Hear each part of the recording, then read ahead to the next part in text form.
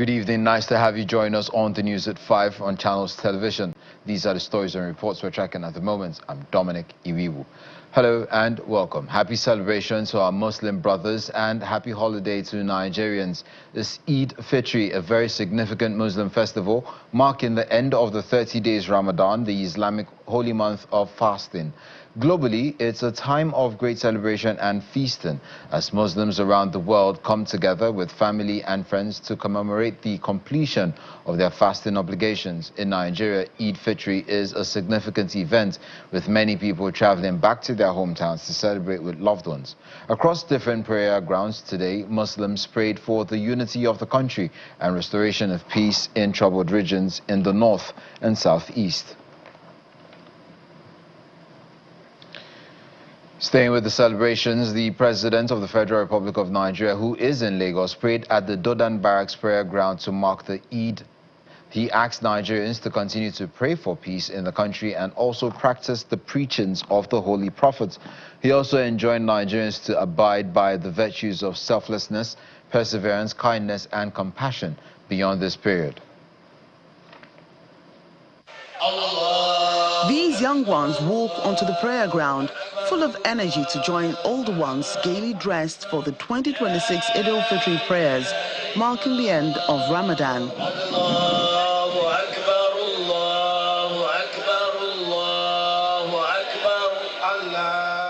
President Bola Tinubu arrives at the Dodan Barracks prayer ground hours after he landed from the United Kingdom, accompanied by the National Security Advisor, Mr. Nuhu Ribadu, his Chief of Staff, Mr. Femi Gbajabiamila, the Deputy Governor of Lagos State, Mr. Kadri Hamzat, and other officials. They're all here for one purpose, to return gratitude to Allah for a successful fasting period.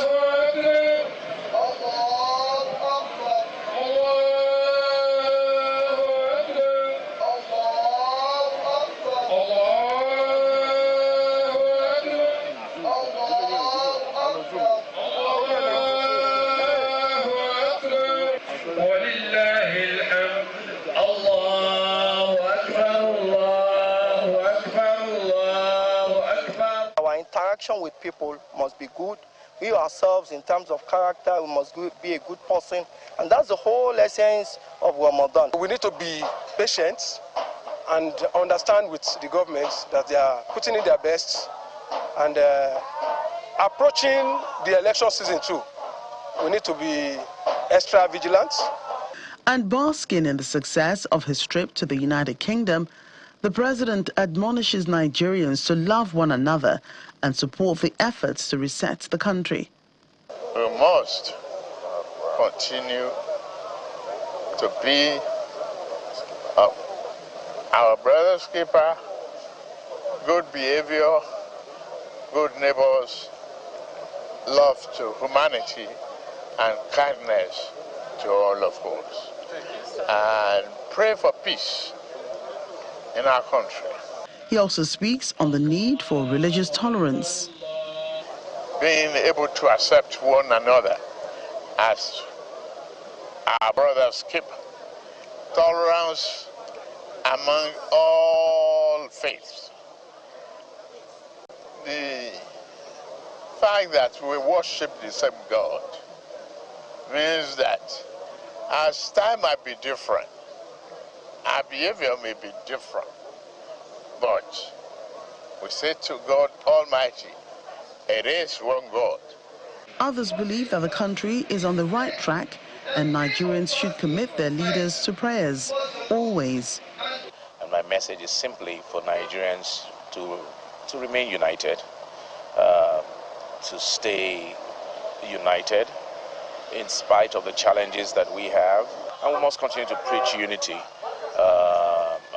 amongst Nigerians, no matter where you're from, no matter your religion, no matter your creed. We must always stay together, and we must always pray for the country and pray for our leaders. We need to love each other. We need to be transparent with each other. We are lucky Ramadan coincides with Lent, so we should show love to our neighbors and to everybody else. Eid-El-Fitri is a festival of breaking the fast, a 30-day dawn to sunset spiritual exercise. It celebrates the successful completion of all obligations, fosters unity, and emphasizes charity.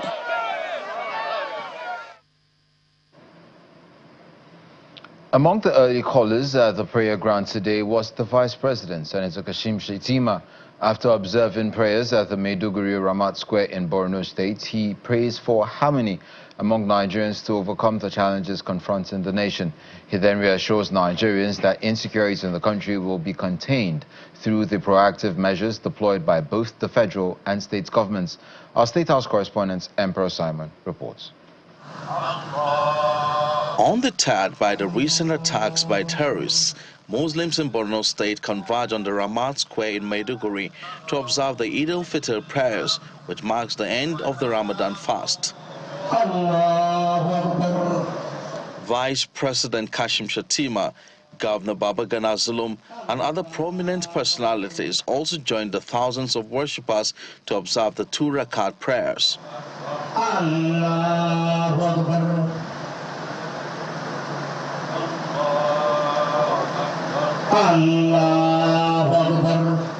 The Chief Imam of Borno State, Shettima Saleh, in his sermon, urges Muslims to sustain the lessons learned during the Ramadan fast, including discipline, sacrifice, and devotion.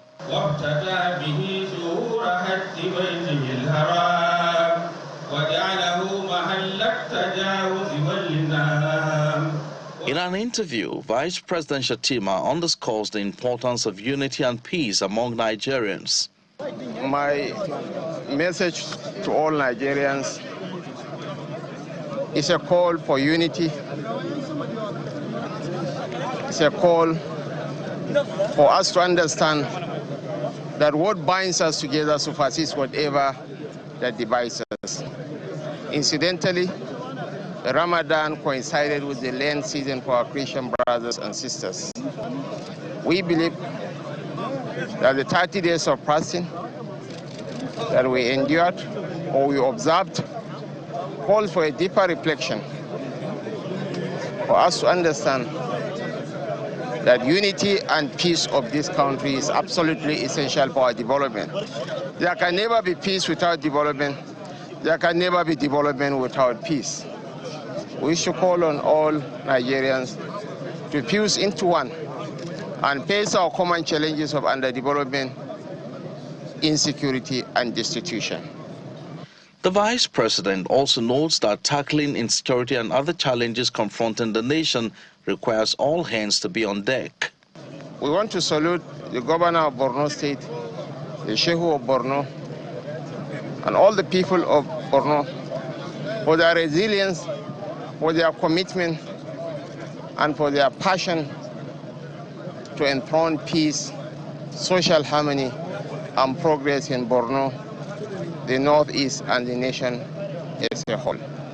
And to you, the gentlemen of the press and the common people, we appreciate you, we adore you, we respect you. As the Eid-El-Fitr celebration continues, residents of Borno State are assured by both the federal and state governments of a Eid-free festivity. Emperor Simon, Channels Television News.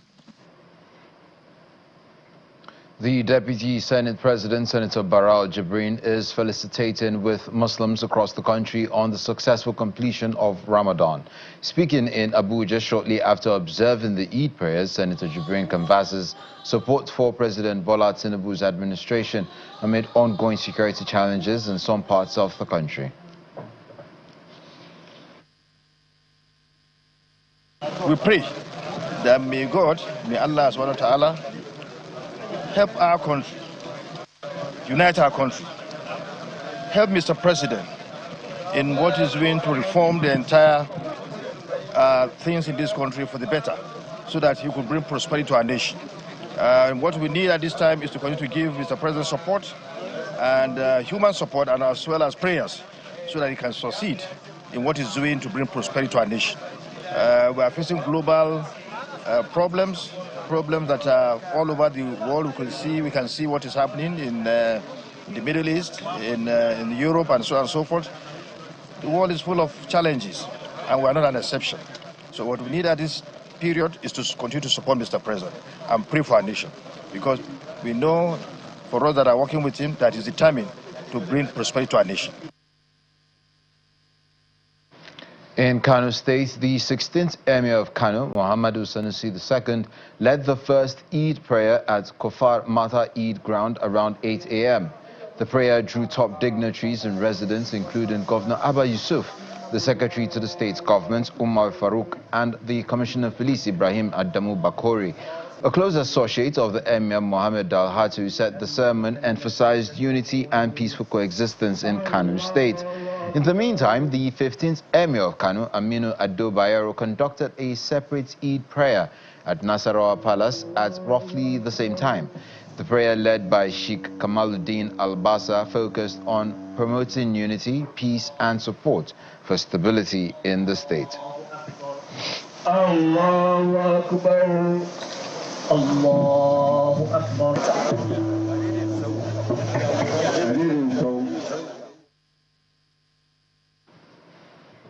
Now, away from the Eid celebration, the presidency has clarified that the agreement with the United Kingdom to accept deportees without legal status applies only to Nigerian citizens and does not include foreign nationals. The agreement covers deportees such as rejected asylum applicants, convicted offenders, and individuals who have exceeded their visa duration. Under the agreement, the Nigerian government will, for the first time, recognize UK-issued letters, alternative identification documents for individuals without valid passports to ease their return. In the past, Nigeria relied on emergency travel documents such as supplementary identification for undocumented citizens returning home.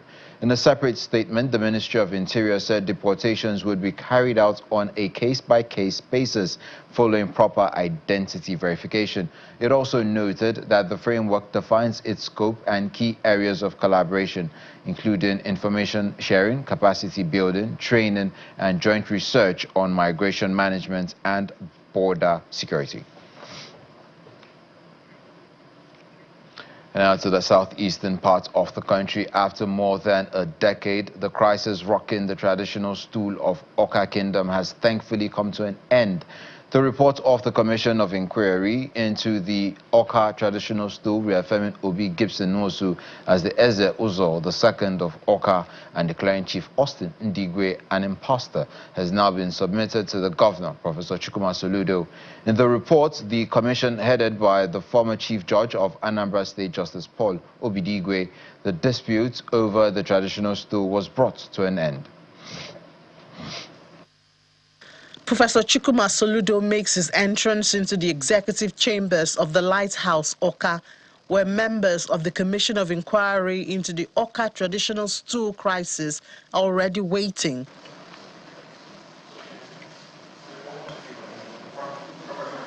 Three weeks of investigations and tireless efforts to uncover the remote causes of the over a decade crisis have come to an end, and reports now ready.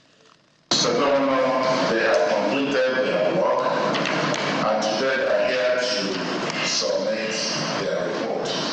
Today, in fact, about 3 meetings, and this is it. The chairman of the commission and a former chief judge of Anambra State goes straight to present the report. The commission concludes that Chief Austin Ndigwe was not appropriately selected and improved. His pose as the Eze of Awka is still done, and an affront to the Anambra State government. It may please Mr. Governor to graciously receive the report, to give such effect to his findings and the recommendations as Mr. Governor may deem fit in the overriding interests of justice, equity, and enduring peace and good governance of Awka and Anambra State. The governor receives the report and demands speedy implementation. What I will assure you is that we will read this with keen interest. As soon as we leave here now, we're going to have a small team, tease this out, read through this, and we will issue a white paper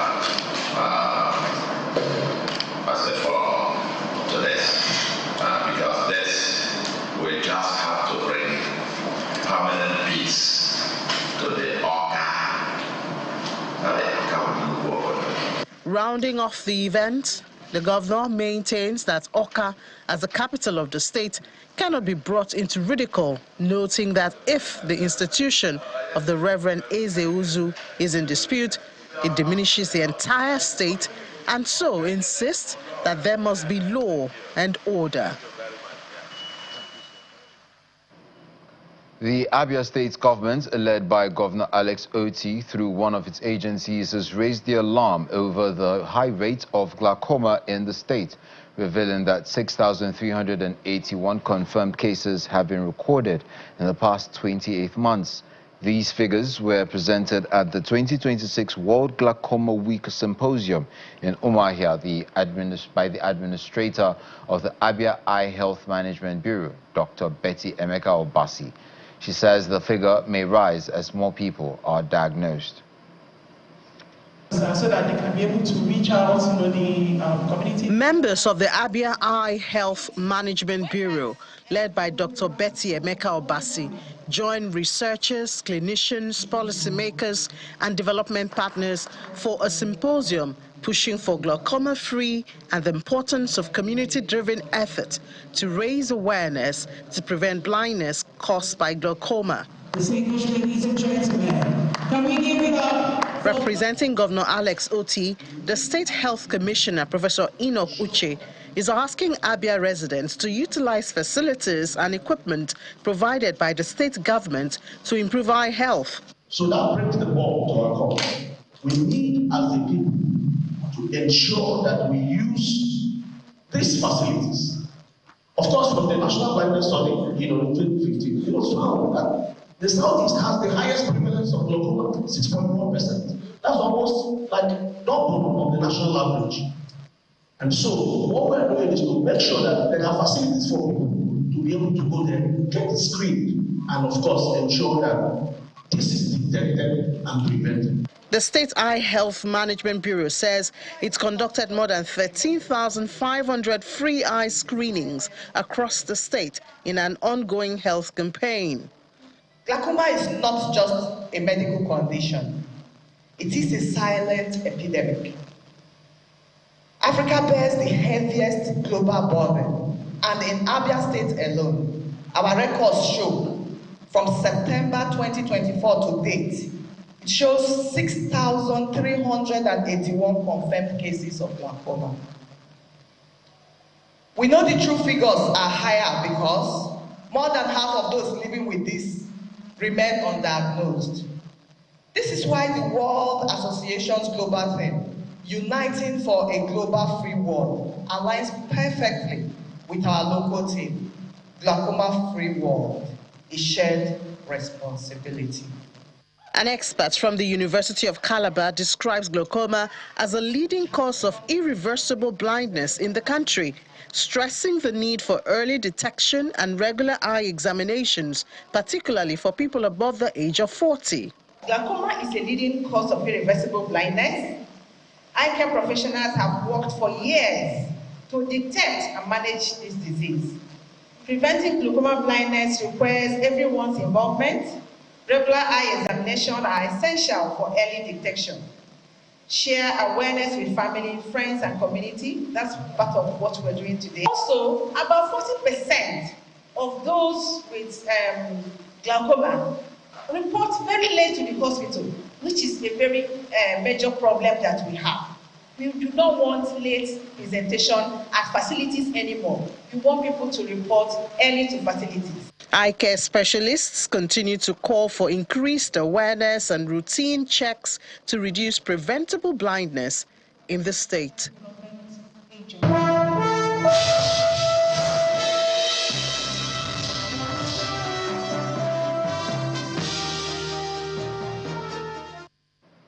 And on business news, Nigeria has seen the steepest increase in petrol pump price than any country in the world, between February the 23rd and March the 16th. This is according to global petrol prices data.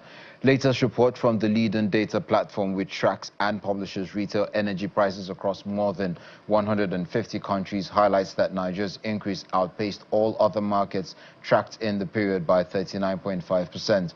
The country is followed by Laos, which recorded the second highest rise at 32.9%. Australia and Vietnam are next at 31.8% each, and the United States at 23.6%.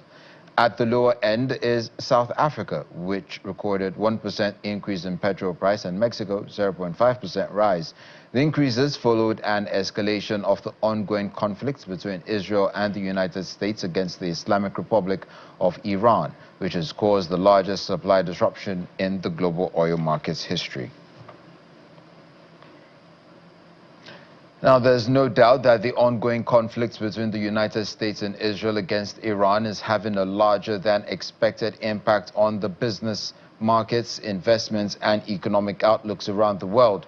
This has raised concern by local and foreign investors about the safety of their assets. However, a financial expert and chief executive officer of Nasala Capital, Jerry Iguilo, who was a guest on our Business Morning program, says the current geopolitical tensions is a chance for proper positioning within various markets.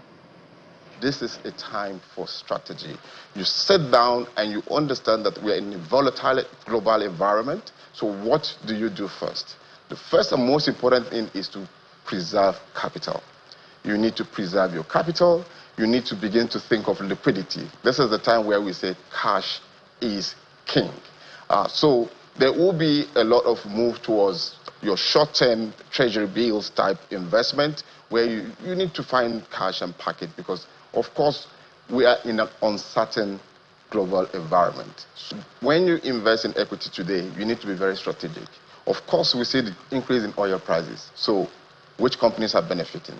So you target those good oil and gas companies that are listed on the Nigerian Stock Exchange, so that you can also benefit from some of those gains they are making from the increase in crude prices. Of course, if you haven't invested now, you are investing late. But it's still good because you can still capture some of those. The Tinkan Island Command of the Nigeria Customs Service has recorded a remarkable 120.46 billion naira revenue collection for the month of February 2026, underscoring a sustained wave of operational efficiency and reform-driven performance. The Customs Area Controller Frank Onyeka explains that the figure marks a significant year-on-year increase of over 16.8 billion naira compared to the 103.61 billion naira generated in February 2025. Further consolidating the command's standing as one of the service's most strategic revenue centers. Oriented leadership and disciplined administrative style since assuming office, the Tinkan Customs Area Controller's tenure has been defined by decisive measures aimed at plugging revenue leakages, strengthening compliance systems, and enhancing accountability across port operation.